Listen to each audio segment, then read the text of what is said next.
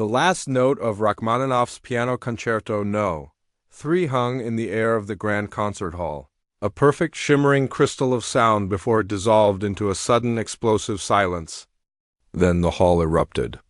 It was a wave of sound, a thunder of applause that shook the velvet seats and seemed to make the gilded ceiling tremble. People were on their feet, their faces turned towards the stage, their expressions a mixture of awe and disbelief.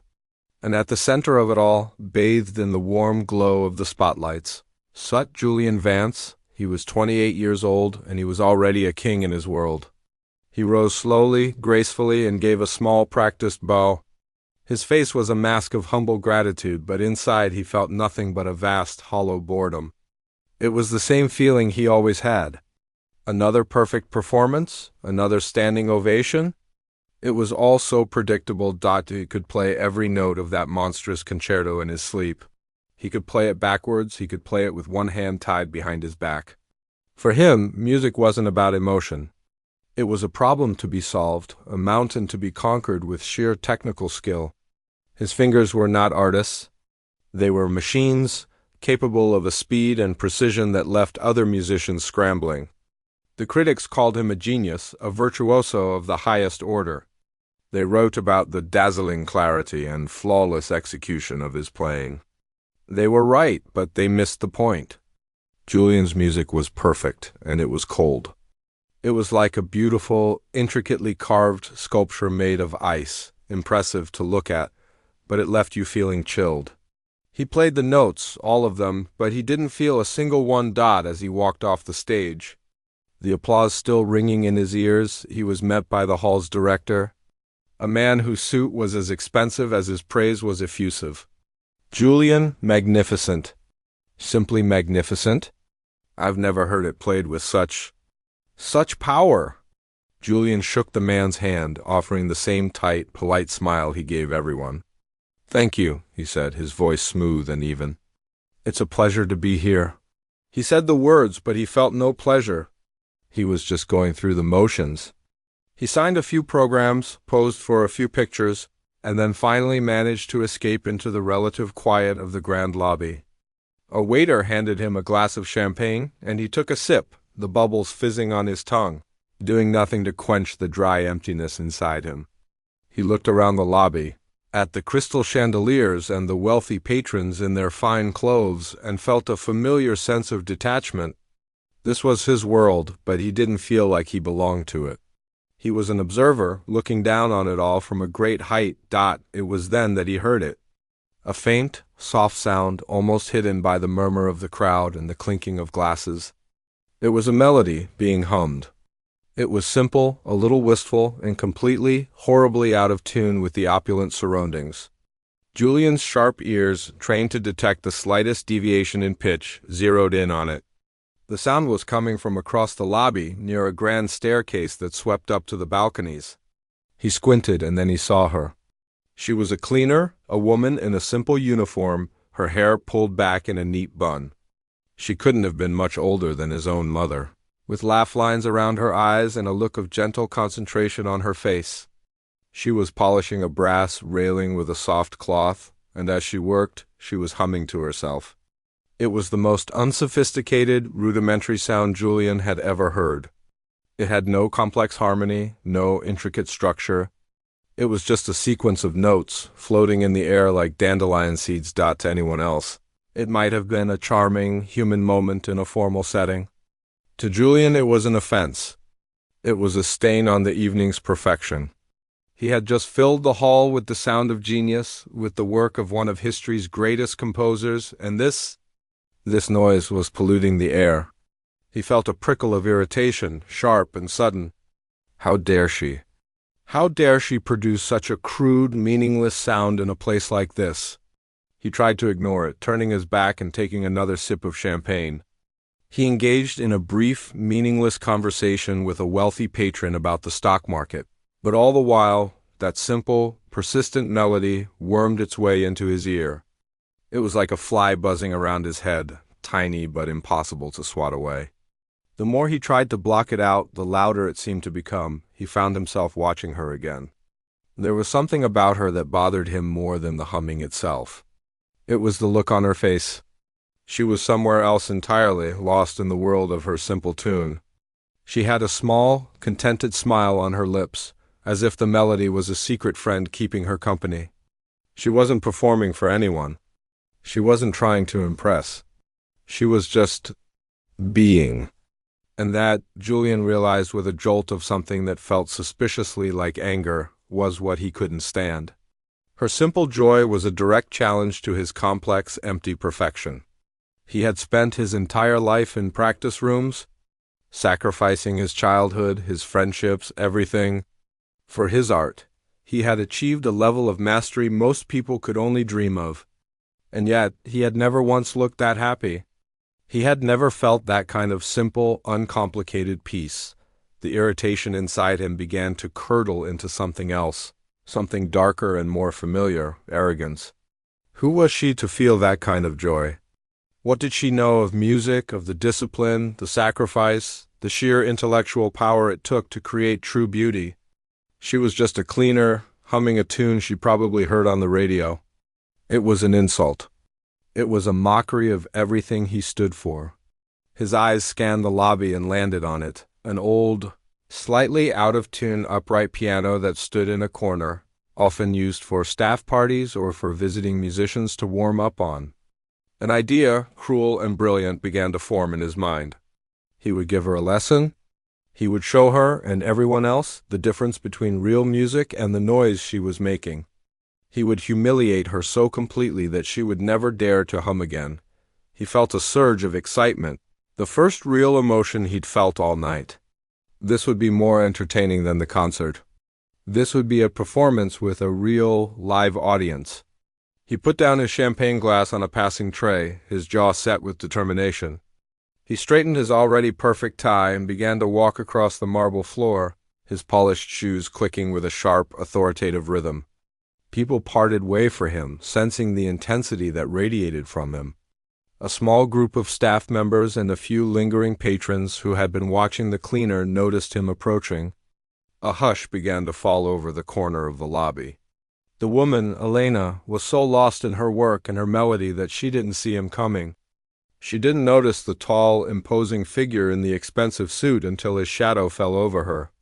She stopped humming and looked up, her kind eyes widening in surprise as she met his cold, furious gaze. "That's quite enough of that," Julian said, his voice dripping with a condescension so thick it was almost a physical thing. "That is not music. It's just noise." The words, sharp and cruel, sliced through the gentle hum of the lobby. "That is not music.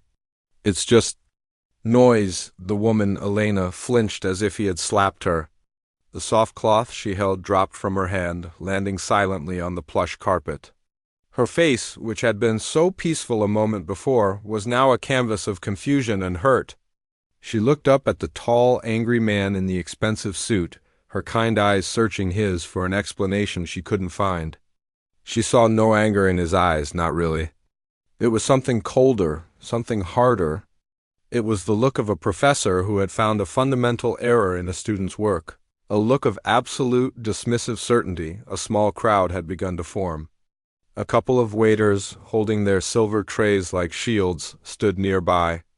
A few well-dressed patrons, intrigued by the drama, lingered near a marble pillar. They all knew who he was. They had just seen him on stage, the man who could command a piano with the force of a god. And now, this god was confronting a simple cleaner. A nervous energy rippled through the small group. No one said a word.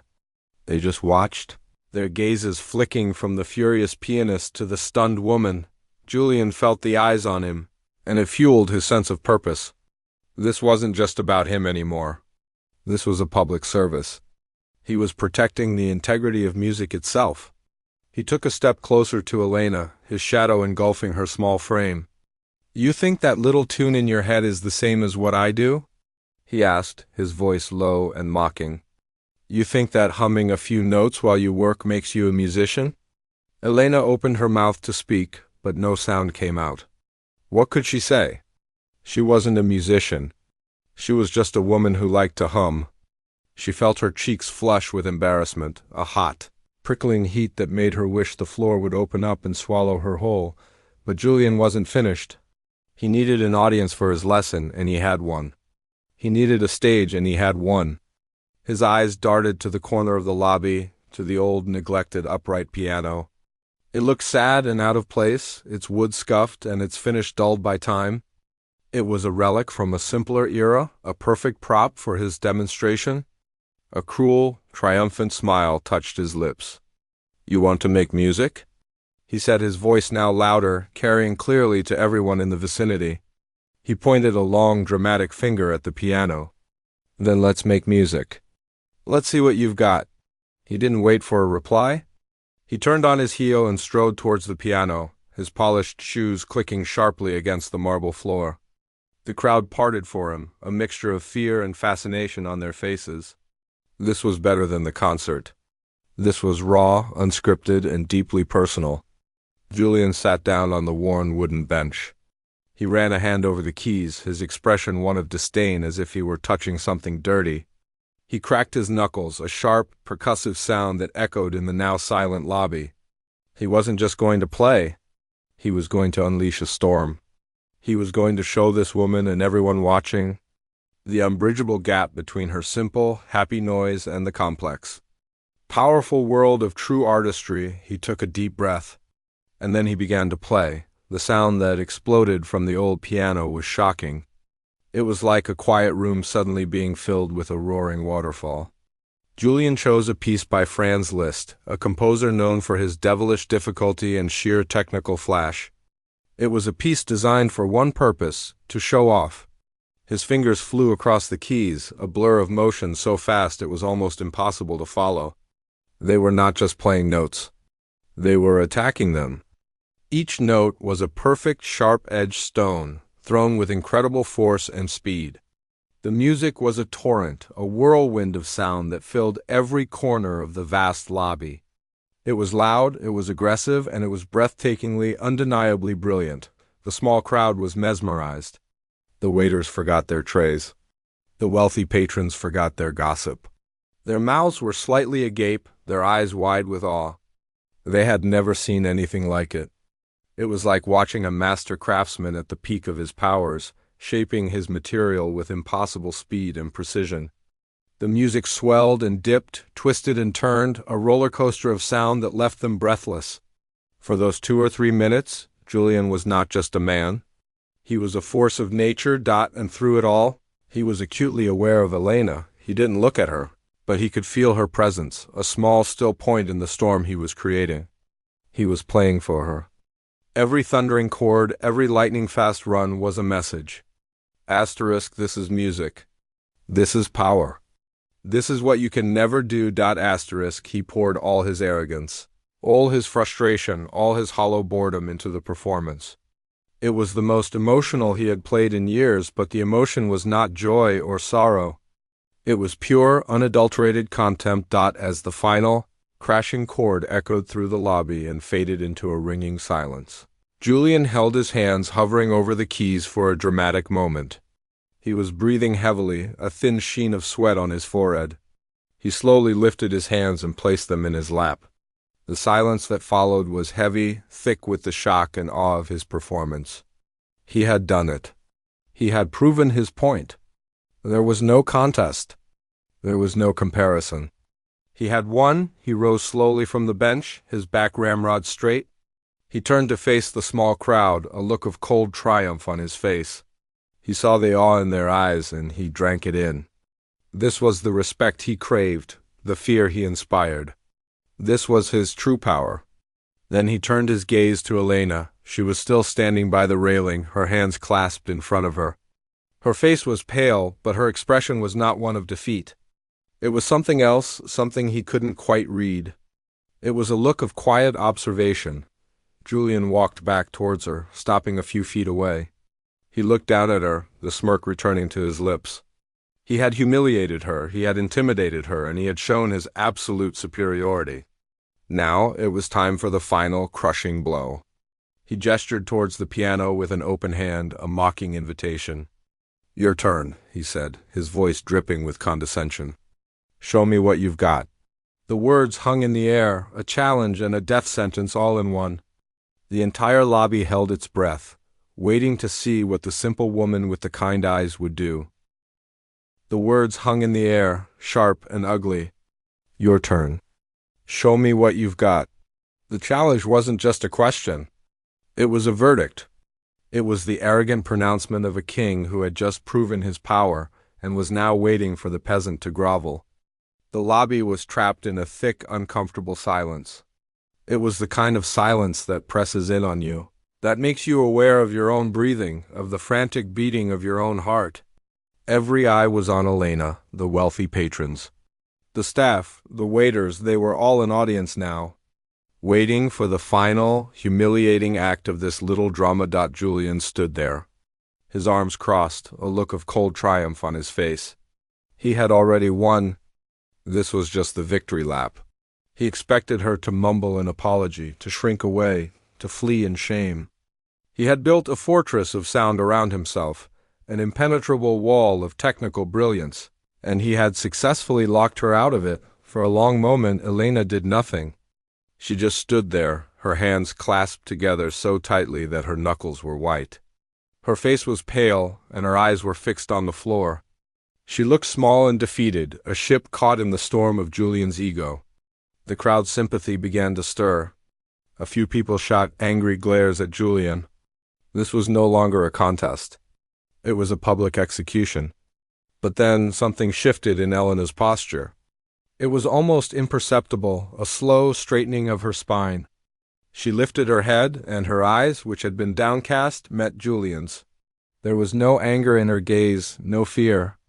There was only a quiet, steady calm that was more unnerving than any display of defiance could have been. She took a step, then another. She began to walk towards the old upright piano. Her steps were slow, deliberate, and completely silent on the thick carpet. She wasn't marching like Julian had. She was simply moving. It was as if she were walking through a garden, not a battlefield. The crowd watched, mesmerized by her quiet dignity. Julian's triumphant smirk faltered slightly. This wasn't part of the script. She was supposed to run away, not walk towards the lion's den. As she reached the piano, she paused, her hand resting gently on its worn wooden side. She ran her fingers over the scuffed surface, not with Julian's disdain, but with a kind of familiar affection, like an old friend greeting another. She didn't look at the crowd. She didn't look at Julian. Her focus was entirely on the instrument in front of her. She sat down on the bench, her posture completely different from his. He had been rigid, a soldier at attention.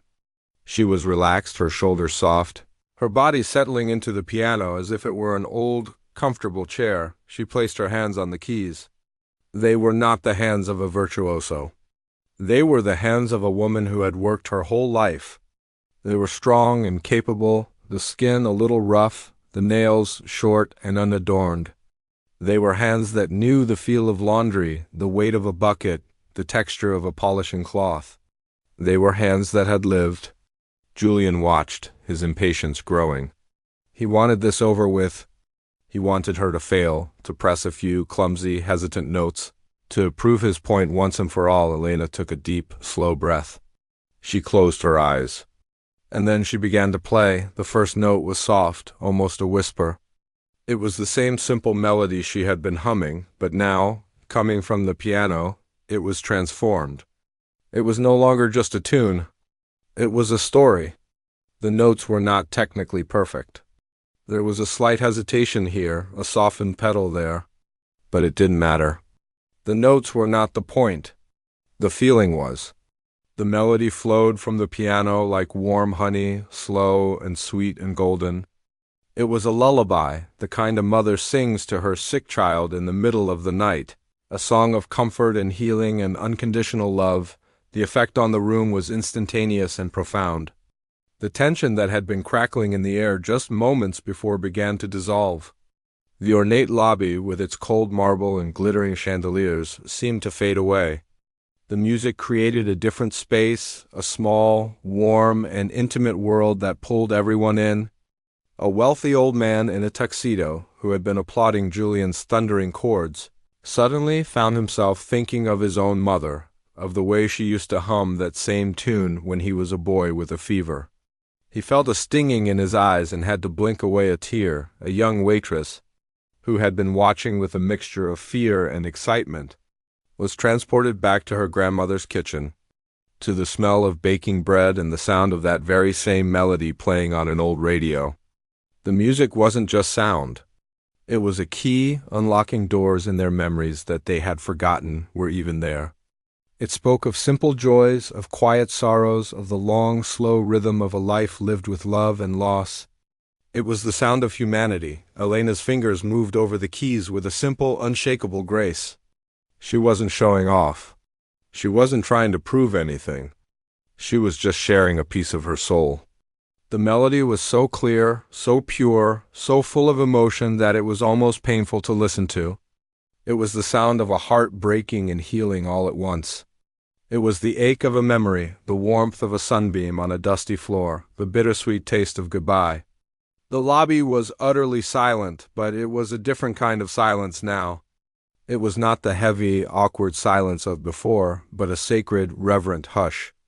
No one dared to breathe too loudly for fear of breaking the spell. People stood frozen, their faces wet with tears they didn't even realize were falling. They weren't just listening to music. They were feeling it deep in their bones. And then there was Julian. He stood frozen, his arms still crossed, but his face had lost all its color. The smug smirk was gone, replaced by a look of utter, dawning confusion. He was a master of music theory, an expert in harmony and composition. He could analyze every note Elena was playing, categorize its structure, and explain its technical simplicity. But he couldn't understand what was happening. He couldn't comprehend the power she was wielding. His performance had been a display of strength, a loud, aggressive declaration of his own superiority. Her performance was something else entirely. It was a quiet, gentle revelation. He had built a fortress of sound, and she had simply walked through the walls as if they weren't there. He was watching a language being spoken that he had spent his entire life ignoring, and he was just now realizing how illiterate he truly was. The cold, empty space inside him that he had felt after his own performance was now being filled with a terrifying, crushing feeling. It wasn't regret. Not yet. It was something worse. It was the horrifying, undeniable realization that he had absolutely nothing to say. The last soft chord from the piano faded into the air, but it didn't disappear. It seemed to hang there, a gentle, shimmering thread of sound weaving through the silent lobby. The silence that followed was not an empty one. It was full. It was heavy with unspoken memories, with shared feelings, with a collective sense of being touched in a place deep inside that most people keep hidden. It was a sacred silence, the kind you find in an old cathedral, not a concert hall. No one moved. No one spoke. They were afraid to break the spell, to shatter the fragile, beautiful thing that Elena had just created. Then a sound broke the quiet. It was a soft, wet sniffle from the old man in the tuxedo. He quickly pulled a handkerchief from his pocket and dabbed at his eyes, but it was too late.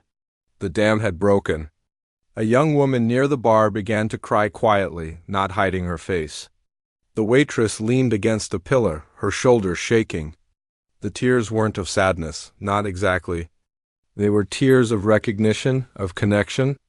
Elena's simple melody had reached into their chests and plucked a string that resonated with their own lives, their own joys and heartbreaks. They were not applauding a performance. They were acknowledging a truth, and then the applause began. It didn't start as a thunderous ovation like the one Julian had received. It started as a single person clapping, slowly, reverently. Then another joined in. Soon it grew into a wave of heartfelt, genuine sound. It was not applause for a conqueror, but for a storyteller. It was a thank you. People moved forward, not towards Julian, but towards Elena. Some wanted to shake her hand, others just wanted to be near her, to share in the warmth that still radiated from the piano. She sat on the bench, looking a little overwhelmed by the attention, but with a small, grateful smile on her face. She had not expected this. She had only shared a piece of herself, and through it all, Julian stood frozen. He was a statue carved from ice, slowly melting in the sudden, overwhelming warmth. The sound of the applause for Elena was a physical blow. It was everything his own applause was not. His was loud and impressive, a celebration of power. Hers was quiet and deep, a communion of souls. He watched as the crowd he had commanded just minutes ago now completely ignored him. Their faces turned towards the simple woman at the old piano as if she were the only person in the room. In that moment, the crushing weight of his regret came crashing down on him. So heavy and sudden it almost buckled his knees. It wasn't just that he had been proven wrong. It was that he had been proven a fool. An arrogant, cruel, empty fool. He had used his immense talent not to connect, but to dominate. He had used music as a weapon to belittle a woman who possessed a power he couldn't even comprehend. He saw his own performance for what it was, a loud, flashy, and utterly hollow display of ego. He had built a fortress of perfect notes around himself, believing it made him invincible. But Elena hadn't tried to break down his walls.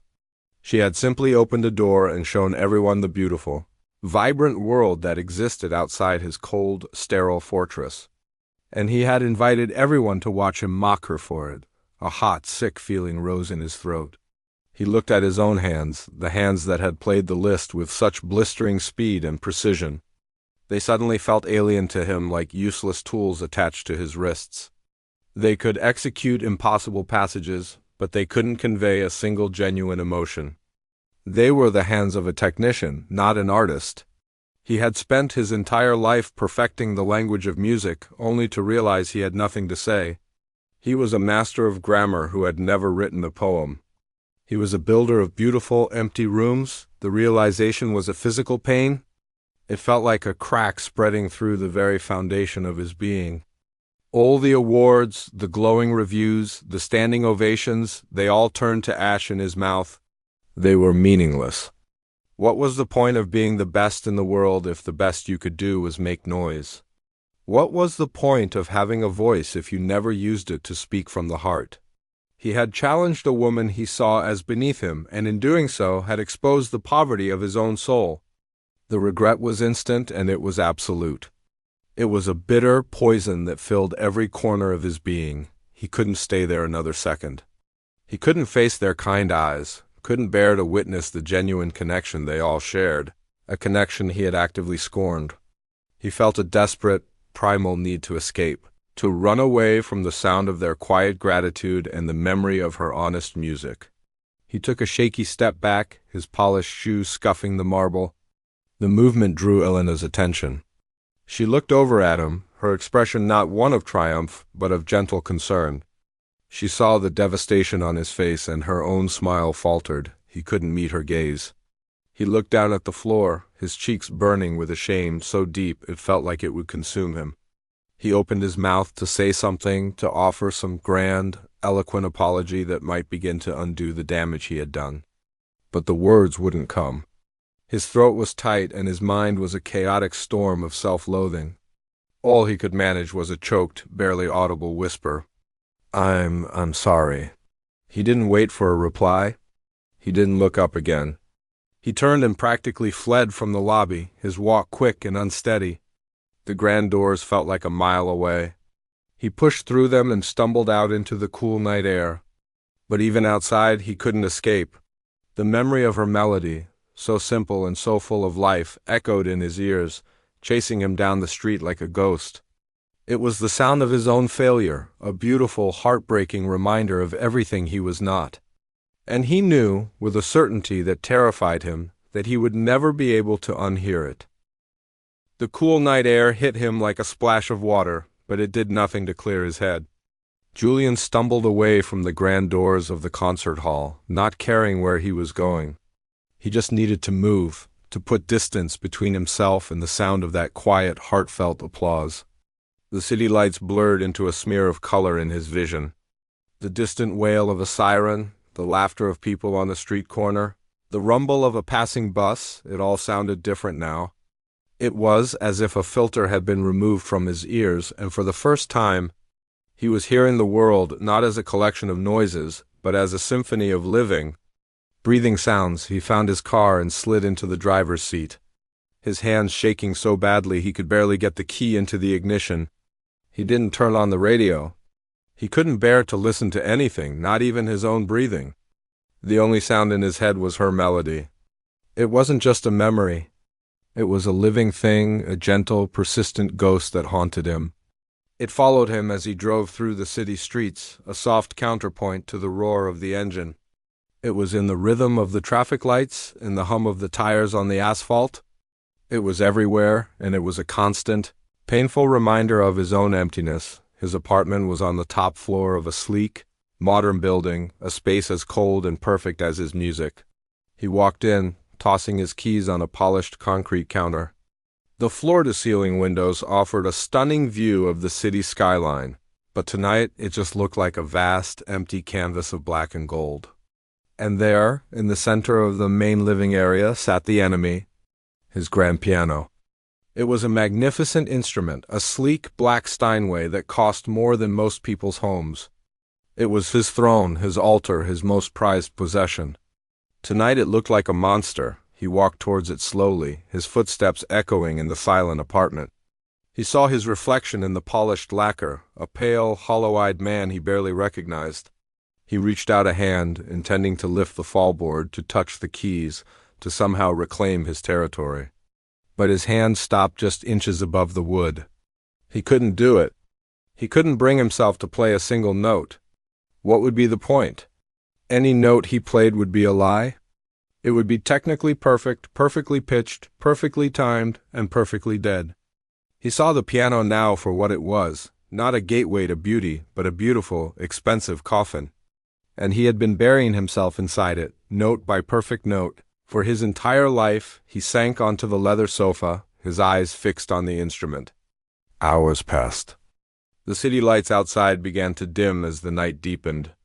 He sat in the dark, not moving, not thinking, just feeling. He felt the weight of all his achievements, all the praise, all the awards, and it was crushing him. They were just shiny objects, distractions from the truth that Elena, with her simple tune, had so effortlessly revealed. He had spent his life learning how to build the most beautiful, intricate cage, and he had been so proud of the craftsmanship that he never realized he was the one trapped inside. As the first hint of gray, dawn began to lighten the sky. A thought, clear and sharp, cut through the fog of his despair. He knew he couldn't stay here. He couldn't stay in this tomb of his own making, surrounded by the symbols of his own arrogance. He had to do something.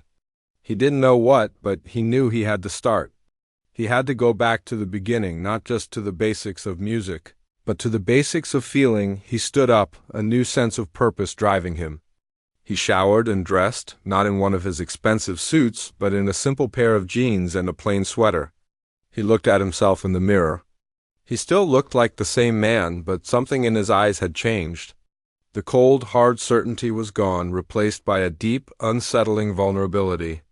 He left the apartment, leaving his phone and his wallet behind. Taking only his car keys, he drove, not towards the conservatory or the symphony hall, but to a part of the city he didn't know. It was an area of old brick buildings and small family-run shops.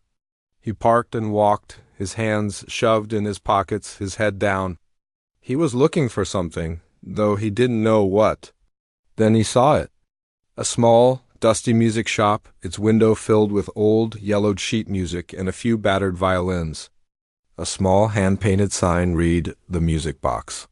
He pushed open the door, a little bell tinkling above him. The shop was cluttered and chaotic, a complete mess compared to the pristine order of his own life. Stacks of books and sheet music teetered on every surface. The air smelled of old paper, wood polish, and something faintly like dust and memories. An old man with glasses perched on his nose sat behind a counter, meticulously repairing a guitar. He didn't look up. Julian was invisible, and for the first time in his life, it was a relief. He wandered through the narrow aisles, his fingers trailing over the spines of books filled with music he had never bothered to learn. He wasn't looking for Beethoven or Brahms. He was looking for something else. And then he found it. Tucked away in a corner, a small, thin book with a faded blue cover. The title was simply Folk Songs and Lullabies. The pages were yellowed and soft, and the notes were printed in a simple, clear font. These were the songs people sang to their children, the songs people sang around a campfire, the songs that belonged to everyone. These were the kinds of songs Elena would know. He took the book to the counter. The old man finally looked up, squinting at him. "Just this," Julian said, his voice quiet. He paid with the few crumpled bills he had in his pocket and walked out, clutching the little book like it was a sacred text, back in his apartment. The Steinway piano still stood in the center of the room, but it didn't seem like a monster anymore. It was just a tool he had used for the wrong reasons. He sat on the bench, opened the faded book to the first song, a simple melody called "All the Pretty Little Horses." He placed his hands on the keys, took a deep breath, and began to play. The notes that came out were, as always, technically flawless. Every note was in its place, every rhythm was perfect. But it was wrong. It was all wrong. It was a perfect mechanical reproduction of a song that was supposed to be full of love and gentleness. It was like a robot describing a sunset. He stopped, his hands hovering over the keys. He tried again, this time closing his eyes, trying to remember the feeling, the look on Elena's face as she played. He tried to pour that feeling into his fingers, but it was no use. The feeling wasn't there. He had spent so many years building walls around his heart, training his hands to be independent machines, that he had forgotten how to connect the two. He couldn't force it. He couldn't fake it, and in that moment he finally understood. His regret was not an end. It was a beginning. He had a lifetime of learning ahead of him, not of notes and scales, but of life itself.